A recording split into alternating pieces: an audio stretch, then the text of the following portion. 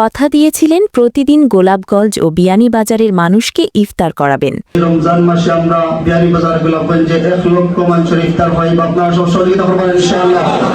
সেই কথা তিনি রাখলেন এবং পবিত্র রমজানের প্রথম দিনেই সিলেট ৬ আসনের সাবেক সংসদ সদস্য পদপ্রার্থী মোহাম্মদ ফখরুল ইসলাম ভালোবাসার উপহার হিসেবে প্রায় ১ লাখ মানুষের মাঝে ইফতার বিতরণ করেছেন। এই ইফতার বিতরণ কার্যক্রম চলবে পুরো রমজান মাস জুড়ে, আর এই কার্যক্রম গোলাপগঞ্জ ও বিয়ানীবাজার উপজেলার ১৩টি গুরুত্বপূর্ণ স্থানে প্রতিদিনই চলমান থাকবে।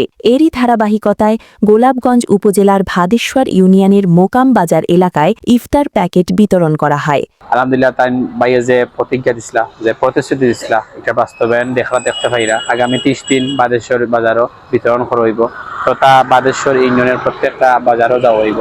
পাশাপাশি অনেক মিরগঞ্জ গ্রামও বিতরণ চলে। আজকে থেকে আগামী ৩০ রমজান পর্যন্ত বিতরণ চলব। বিতরণের সময় পথচারী, শ্রমজীবী মানুষসহ বিভিন্ন পেশার রোজাদাররা মোহাম্মদ ফখরুল ইসলামের ভালোবাসার উপহার হিসেবে ইফতার প্যাকেট সাদরে গ্রহণ করেন।